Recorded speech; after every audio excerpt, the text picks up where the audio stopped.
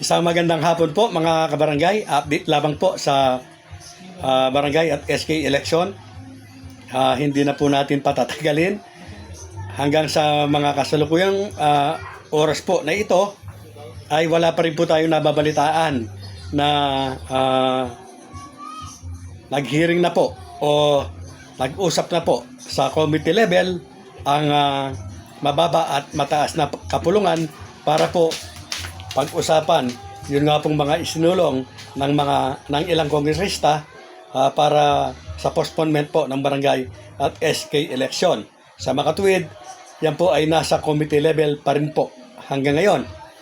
At ang isinulong po naman ni Madam Amy at ni Sir Chis Escudero ay wala pa rin po tayong balita kung yan po ay pinag-usapan na sa plenaryo at ito ay in-repair na sa committee.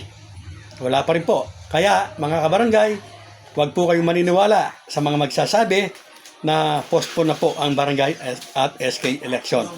Wala pa rin pong bagong batas na nagpo-postpone po sa halalang pambarangay na magaganap sa November 2, 2026. At yan po ay naaayon sa Republic Act 12232. Mga kabarangay, alam po ninyo, napakarami po yung mga nagbabasa sa atin, ano? Bakit daw puro panawagan natin ituloy ang halalan? Samantalang atat din sila na matuloy ito kasi nga, yung iba nagpo-poster na yung iba kumukuha na ng leader. Yung parang yung kasabihan na here-kere bago kere, ayaw pero gusto.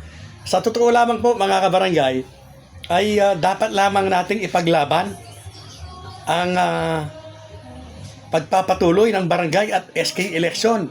Hindi dahil kung tayo po ay lalaban o hindi. Dahil yan po ang tinatadhana ng batas. Karapatan po natin ang kumili ng ating mga magiging pinuno. Hindi dapat ididikta sa atin yan.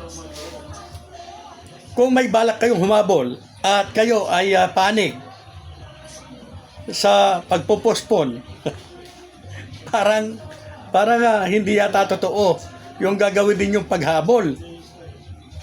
Dapat ipakita ninyo ang pagmamahal ninyo sa demokrasya, lalong-lalo na kung hahabol kayo.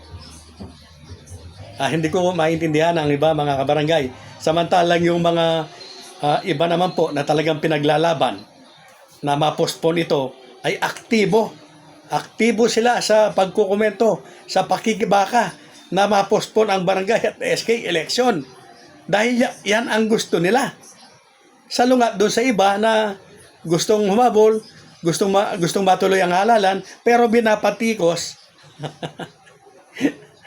yung mga lumalaban para ito ay matuloy. Mga kabarangay, marami pa po tayong pag-uusapan. Natatawa lang po ako. Mamaya na po, may karugtong po ito. At maraming salamat sa lahat po na sumusubaybay sa aking mga content. Real Talks. Peace on Pax.